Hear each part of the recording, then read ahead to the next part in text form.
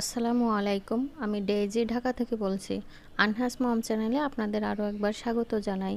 যে যেখান থেকে আমার ভিডিওটি দেখছেন, আশা করছি আল্লাহর রহমতে সবাই ভালো আছেন। আমরাও আলহামদুলিল্লাহ ভালো আছি। আল্লাহ আমাদের যেভাবে রেখেছেন আলহামদুলিল্লাহ আমরা সবাই ভালো আছি, কিন্তু আমার ছেলেটা অনেক অসুস্থ। তো এ কারণে মনটা একদমই ভালো নেই। আমি ভিডিওটি সন্ধ্যা থেকে শুরু করেছি। ওকে নিয়ে একটু ডাক্তারের কাছে যাব। তো ও কিছুই খেতে পাচ্ছে না, আর খেতে চাইছেও না। জোর করে যা একটু খাওয়ানো হচ্ছে, আর যদি বেশি জোর করে খাওয়ানো হয় তাহলে আবার বমি করে ফেলছে। তো এখানে একটা মালটা নিয়ে এসে ভাবছি মালটাটাকে একটু জুস করে দিব, আর একটা ডিম সেদ্ধ করেছি। তো মালটাটার রসটাকে আমি ভালো করে একটু হাত দিয়ে চেপে বের করে নিচ্ছি, আর মালটার রসটার সঙ্গে একটু স্বাদটা বাড়ানোর জন্য হালকা একটু চিনি আর লবণ দিয়ে তারপর ভালো করে মিশিয়ে মালটাটাকে একটু ছেঁকে নিব, যাতে ওর দানাটা মুখে না লাগে। আমরা বড়রা যদি অসুস্থ হই তখন দেখা যায় নিজেদের শারীরিক কষ্টটা বুঝি, যখন সংসারের কোনো কাজ করতে যাই তখন ওই কষ্টটা করতে কষ্ট হয়, খারাপ লাগে। আর বাচ্চারা যখন অসুস্থ থাকে তখন নিজেদের শারীরিক সমস্যা বা কষ্ট যতটা না হয়, তাদের জন্য সব থেকে বেশি কষ্ট মনে হয়। বাচ্চারা যখন ছোটোবেলায় অসুস্থ থাকে তখন দেখা যায় বিভিন্ন ধরনের এই সামান্য ছোটোখাটো জিনিস নিয়েই অসুস্থ হয়ে থাকে। আর যেটা বড় হয় সেটা আসলে ওইভাবে তো আর বোঝানো যায় না, বা ওরা বুঝতেও পারে না। নিজেদের যেটা বোঝার সেটা বুঝেই কাজ করি, কিন্তু যখন বড় হয়ে যায় তখন দেখা যায় কোনো শারীরিক সমস্যা হলে তো ওরা বলতে পারে। তো ওই জিনিসটা শুনলে তখন যে কতটা খারাপ লাগে, আরও বোঝার পরে মনে হয় এতটা অসুস্থ কখনো হয়নি। এই যে প্রথম এত বড় একটা অসুস্থতার ভিতর দিয়ে সময় পার করছে, আর এর মাঝে মাঝে দেখা যায় অসুস্থ হতো, তবে এতদিন এভাবে অসুস্থ হয়ে বা শরীরটা একদম দুর্বল হয়নি। তো দেখা যাচ্ছে যে মাঝে মধ্যে একটু জ্বর আসতো, দেখা যায় 2 দিন 3 দিন এই তো জ্বরের ওষুধ খাওয়ালে ঠিক হয়ে যেত। কিন্তু এবারের জ্বরটা এতটাই অসুস্থ করে ফেলেছে ওকে, ও উঠতেই পারছে না, খাওয়া দাওয়া করতে পারছে না, হাঁটাচলাও করতে পারছে না। তো পুরুষ মানুষ হিসেবে এতটা ভেঙে পড়ছে যে মানে বলার না। আমি আর ওর বাবা খুবই চিন্তায় আছি। সামনে ওর প্রি টেস্ট পরীক্ষা, আর কলেজটা এমন একটা কলেজ যে আপনি যতই অসুস্থ থাকবেন আর যাই করেন না কেন, কোনো অজুহাতে কাজ হবে না।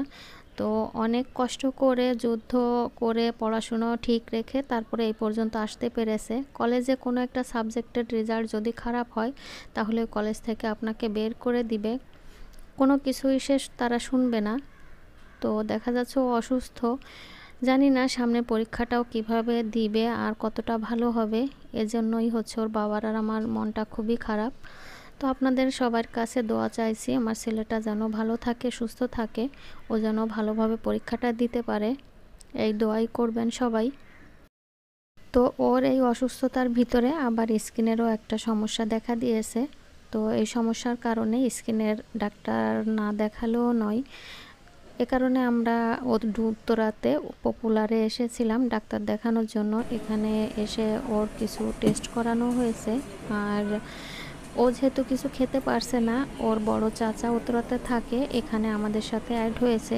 আমি, আলিফ, ওর বাবা আর হচ্ছে ওর বড় চাচা এসেছি। তো ওর বড় চাচা ওকে বলছিল কি খাবে আব্বু, চলো কোথায় যাবে। তো ও আসলে খেতে পারছে না, ও বলতেছিল যে ভূতের আড্ডা রেস্টুরেন্টে এসে খাবে। এসে ওকেও মেনু কার্ডটা দেওয়া হয়েছিল যে তুমি অর্ডার করো, ও ওর পছন্দ মতোই খাবারটা অর্ডার করেছে। এখানে বিফ সিজলিং, তারপরে ফ্রাইড রাইস, আর থাই যে ভেজিটেবলটা সেটা অর্ডার করেছিল, আর কোল্ড ড্রিঙ্কস ছিল সাথে। তো ও আসলে শুধু অর্ডার করাই হয়েছিল, আর আমরা যেহেতু সাথে ছিলাম আমরাই একটু খাওয়া দাওয়া করেছি, ও ওইভাবে খেতে পারেনি। তারপরে ভূতের আড্ডা যেহেতু, আর এখানে আমরা আসার প্রায় 5-6 মিনিট পরই আমাদেরকে স্বাগতম জানানোর জন্য ছোট্ট একটা গ্লাসে জুস দিয়েছিল। আর যদিও ভূতের আড্ডা আমাদের একটু পরিচিত, তবে পরিচিত হিসেবে যে আমাদেরকে আপ্যায়নটা করেছে সেটা না। আর যারাই আসুক না কেন ফার্স্টে তাদেরকে জুসটা দিয়েই আপ্যায়ন করে থাকে। যাই হোক, আমরা রাতের খাবারটা ওখানেই শেষ করেছি। এরপরে ওর বড় চাচা হচ্ছে উত্তরায় থাকে, সে তার বাসায় চলে গেছে, আর আমরা আলিফকে নিয়ে আমাদের বাসায় চলে এসেছি। এরপরে হচ্ছে ভূতের আড্ডা, যেহেতু নাম নিশ্চয়ই বুঝতে পারছেন, ওখানে একটা টাইম থাকে খাবার দাবার শেষ করে তারপরে ওরা যখন ক্লোজ করবে রেস্টুরেন্টটা, সেই সময়টাতে হচ্ছে ভূতের নাচ দেখায়। তো আমরা আর ওই সময় পর্যন্ত দেরি করিনি, যেহেতু অসুস্থ ছিল। যারা দেখতে চায় তারা দেখা যায় খাওয়া শেষ করে বসে থাকে ভূতের নাচ দেখার জন্য। তো আমরা চলে এসেছিলাম। এটা যে ভিডিওটুকুন দেখতে পাচ্ছেন, এটা হচ্ছে তার পরের দিন সকাল থেকে ঘুম থেকে উঠে আগে ফ্রেশ হয়ে কিচেনে চলে এসেছিলাম আলিফের নাস্তা রেডি করার জন্য। এখানে এই যে ওষুধগুলো দেখতে পাচ্ছেন, শুধু এখানে না, আরও ওষুধ আছে। তো এখানে যে কটা আছে সে কটাই দেখাচ্ছি। দেখেই হয়তো বুঝতে পারছেন যে কতগুলো ওষুধ, একটা রোগী কতটা অসুস্থ হলে ডাক্তার তাকে এতগুলো ওষুধ দিতে পারে। যাই হোক, ও যেহেতু খেতে পারছে না, ওর জন্য একটু পায়েস রান্না করেছিলাম দুধ দিয়ে। তবে সেটা এখন খালি পেটে সে খেতে চাচ্ছে না, এ কারণে পোলাও চাল দিয়ে শুধু লবণ দিয়ে জাউ ভাত বলে যেটাকে, সেটা রান্না করেছি। তবে এটা তো সে একদমই খেতে পছন্দ করে না। তবে তার শারীরিক সুস্থতার কারণে বা শরীরে ভালো লাগবে এটা চিন্তা করেই হচ্ছে একটু রান্না করেছি, জোর করে খাওয়াবো এ কারণে। ওকে 2-3 বার মাত্র খাওয়াতে পেরেছি। এরপরে হচ্ছে ওকে ওষুধ দিয়েছিলাম, ওষুধ খাইয়ে তারপরে হচ্ছে আমরা নাস্তাটা করে নিয়েছি। এরপরে হচ্ছে বেডটাকে গুছিয়ে কিচেনে আবারও চলে এসেছি দুপুরে রান্নার জন্য। তো কিচেনে আসার পরে যে থালাবাটিগুলো সকালে নাস্তা করার পরে ধুয়ে রেখেছিলাম, পানিটা ঝরে গেছে। তারপরে হচ্ছে থালাবাটিগুলা একটু সরিয়ে অন্য র্যাকে রেখেছি। আর এখন এই র্যাকটা আমার কাছে মনে হচ্ছিল যে পানি থাকতে থাকতে একটু দাগ হয়ে গেছে, তো এটাকে একটু পরিষ্কার করে নিচ্ছি। পাশাপাশি তেলের জারটাও একটু তেল চিটচিটে হয়েছে, সেটাকেও একটু পরিষ্কার করে নিব।